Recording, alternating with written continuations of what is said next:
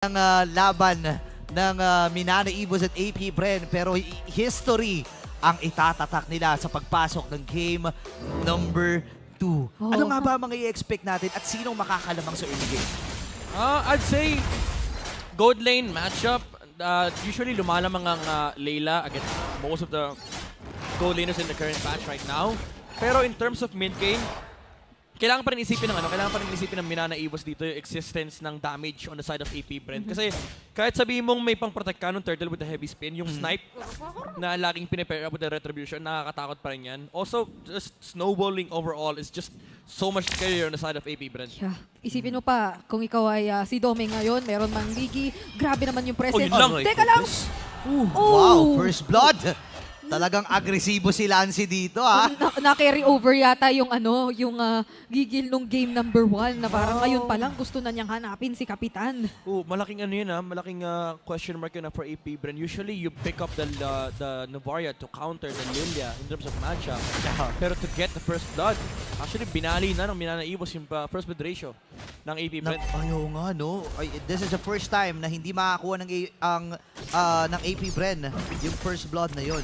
Actually, kung titingnan mo, parang ang ginagawa lang naman talaga ng Novaria, clear wave, tapos pupunta sa gold lane, guguluhin yung gold lane. Lalo na, sobrang open ng gold lane na to dahil Layla alam natin na kung mobility pag-uusapan, may kakulangan to. I think ang nangyari doon is naharangan yung Star Shotter. So if you had to step up para makuha niya yung XP, but then Lancy hit so many glooms.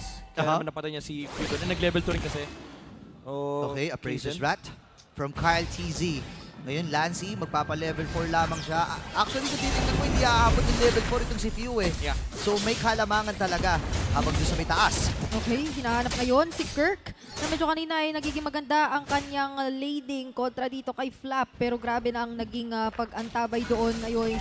Medyo makakauna sila pagdating sa turtle, pero parang hindi na rin naman ito masyadong i-consider pa ng Minana looking at the gold lane pa lang and considering nasaan si Kaizen right now. Yeah, hindi na ata nila i-contest ito.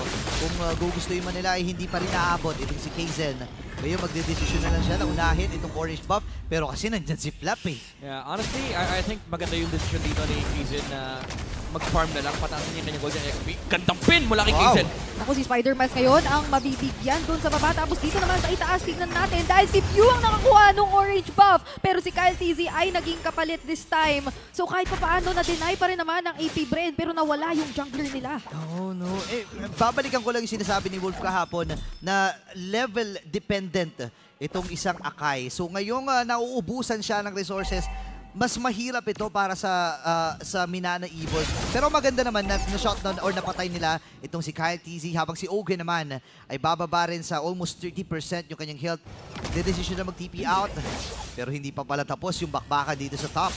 I mean, as much as naubusan si Kaizen ng resources, he still level up over this Fred. And even considering na may turtle na nakuha yung AP Bren, nakuha ang din kasi ata ng green dito si Kyle TZ. Maybe not just green. Baka dalawa, tatlo. Ang laki kasi ng XP disparity. Level 6, I think heading towards level 7 na si Kaizen on the Sakai. Oo nga, no? Ang laki ng... Nagulat din ako sa aking nakita, no? Pero Minana Evos, binabagalan lang nila itong laro na ito. Kasi, again, kailangan mong i-hold yan eh. May Layla ka na ang power spike ay pagdating pa sa mid to late game. So, hindi natin kayang i-rush ng mabilisan. Pwede yan pa pachi-pachi lang dun sa likod itong Layla. Pero kasi yung threat ni Super Marco against him ay talagang kailangang tingnan. Pero makukuha din naman ni Kaizen yung purple buff niya. Both threat 3 being used. Abot naman sila pareha sa turtle. I don't think it's gonna be a big issue. Pero gold lane. Uy, ang kate ng ulti. Ang kate ng ulti ni Doming. Naramdaman ni Ogwen. Grabe, parang 35% to 40% yung bawas nun. Pero ito yung turtle na pwedeng pag-agawan ng AP Bren at Minana Evos. 400 lang naman ang kalamangan ng Minana. Pero gantong-ganto yung nangyari ng game number 1. Hawak nila yung lead sa first 5 minutes ng game. Pero pagpasok ng 6-minute mark onwards, nabawi ng AP Bren. Pero may pagbawi at gagawin ha. Nilalaban ni Flap ito. Dalawa ang kanyang nakahanap kanina. Spin. Pero siya naman ang may ipit this time at mabibigyan nila Lancy. Pero all the while nangyayari yun. Mukhang ang sabi ng AP Bren, ang turtle, mapupunta naman sa atin. Yeah. In terms of objective, nananalo yung AP Bren, but I do like yung nagiging response dito ng Minana EVOS. Instead of going for the 50-50 plays, sabi nila, i-guarantee na lang natin yung mga plays natin. Kung pwede natin i-punish yung lapu-lapu, let's go for the kills. Para AP Bren, again, once you give them this kind of momentum in the early to mid game, they're not gonna stop. Talagang tuloy-tuloy yung pressure. Nakikita na natin si Owen nag-hop map. Even solo killing Lancy. Wow, dalawang napatay ni Ogen dito. Lance in Spider-Mice. Ibang klase si Ogen, killer tank. Iba yung dala niyang ngayon, hindi basta-basta well done.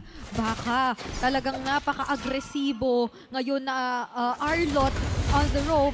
At nakikita natin ngayon kung paano na nate-take control paunti-unti ng AP Bren yung early game dito sa ating laban na hindi mo masyadong i-expect considering na yung Biggie plus Marksman matchup ay nasa kamay ng Minana EVOS, pero this time sila yung medyo namamahay sa jungle at nakakakuha ng mga tore ng Minana. Grabe naman. Naagaw pa.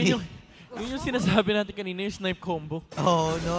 Familiar. Ikaw, Midnight, familiar na ka dyan. Lagi natin ginagawa sa ad yan eh.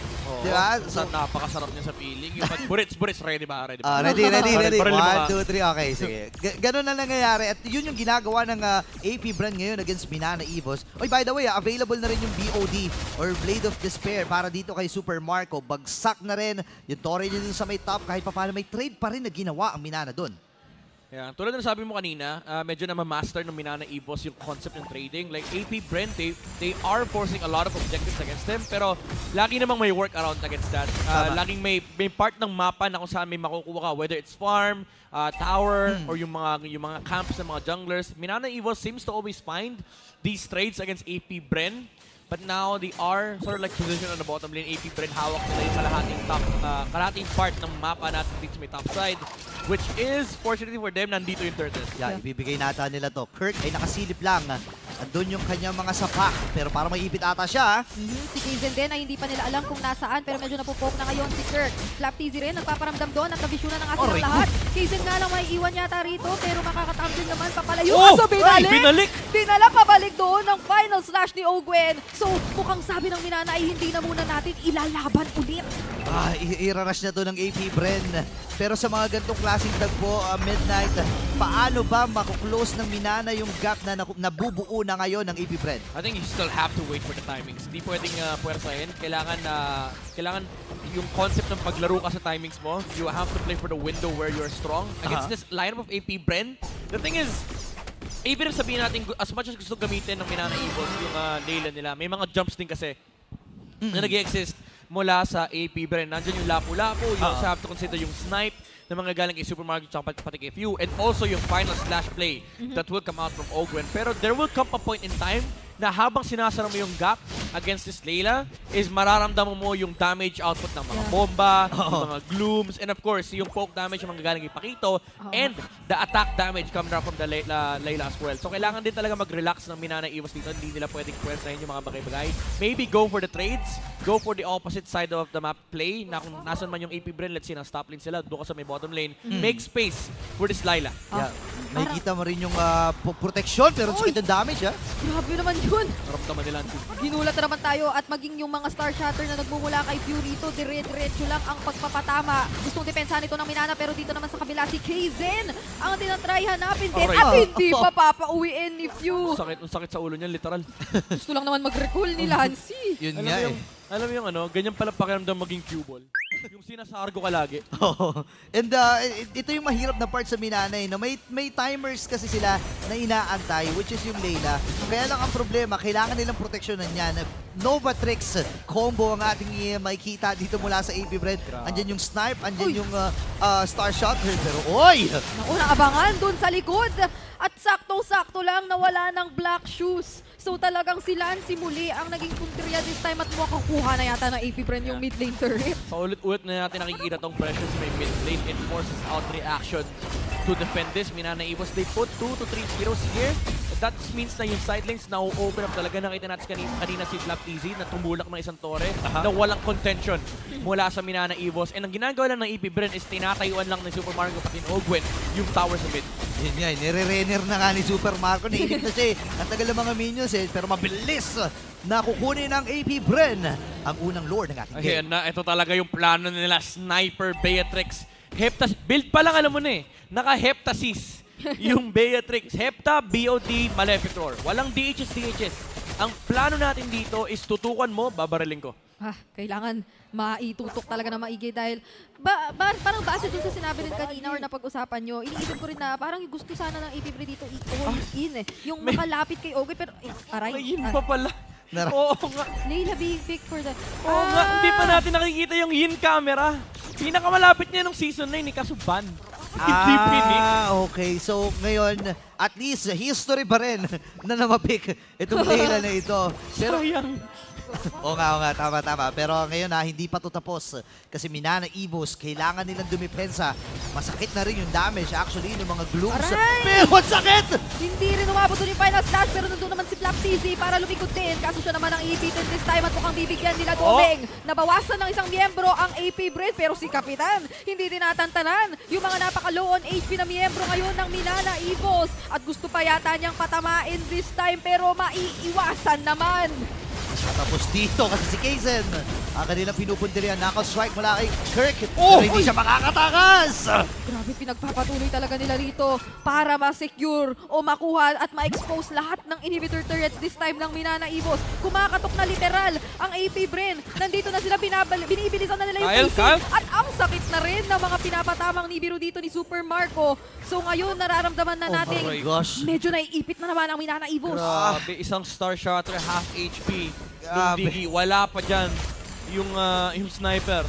Yung Renner's Apathy mula dito kay Beatrix. Grabe no, napaproc yung yung Impurage, yung Lightning Truncheon, lahat na. Pero si Kaizen, heavy spin. Grabe, kinombo. Patay yung germs, pero pwede na. Okay lang. Pero Nice try. again, ang dami na pala nangyari pero 5-4 lang yung ating score. 9 kills in total for both of these Ano ko ba? teams. Ito na yung pinaka-action ng MPP. Max, action na to, tama. First of all, 12 minutes pa lang. Oo Usually, sanay tayo 12 minutes, 5 kills, 6 kills. Remember, Ito, ma-action na to. remember kanina, 34 minutes yung game. Aray! Kamuntikan yung Novatrix combo na makita natin doon. Pero itatry lang din naman dumipesa ni Kirk. Kaizen din dito medyo maharap. At grabe yung kagustuhan ng AP Bren na makapagpabagsak na ng inhibitor turret, medyo nararamdaman natin. Kasong Minana, dumidepensa talaga eh. Yun nga eh. Kung ikaw ang Minana Evos dito night mid, paano magiging galaw mo? Well, if you're Minana Evos, just do this. Magtanim ka na magtanim, wag nang sama loob. Pero tanim mo yung mga bomba, tanim mo yung mga glooms. Pero ang problema kasi kahit anong gawin mong pagtatanim dyan, wala kang masasagot. Walang Doon aanihin. wala kang maaani. Kasi baril-bariling ka talaga. Alam mo, lagi may nakatutok talaga habang nagtatanim ka ng palay. May nakatutok sa yung Star Shot. Alien pa yung kalaban mo. Flap. Pero si Flap, Destruction Rush, hindi umabot para bigyan siya doon. Ngayon meron pa naman siya makukuha mga shields at may iwasan. Pero ngayon hindi na may immune yung heavy spin. Pero nasustain niya lahat. At si Ogwen ngayon, nandito na sa likod. Ang nahanap lang muna ay si Kaizen. Habang papalapit pa lang ang ibang mga miyembro, nakatakbo naman ang Minana Evos papalayo. Ang lupit ni Flap doon talagang hindi niya tinakbuhan yung Akai. Even though hinahabol talaga siya din ni Kaizen. Pero sinigurado niya na yung bravest fighter niya, ginagamit niya doon sa Akai para makakuha din siya ng konting spell vamp. Para bumalik yung kanyang HP and pagbabahan niya ng original na yung taong form. Nagkaroon din siya ng shields dahil nag-stack up yung kanyang passive dito. And he was able to survive. Now, looking at this bush from AP Bren, may final slash flicker play na pwede manggaling dito kay Ogwen, yung OA na rumor ng AP Bren, the Ogwen Arlot. Ay, Ogwen Arlot, okay. Yun palang OA version. Yung pala yun. Pero ang problema kasi walang heavy spin din.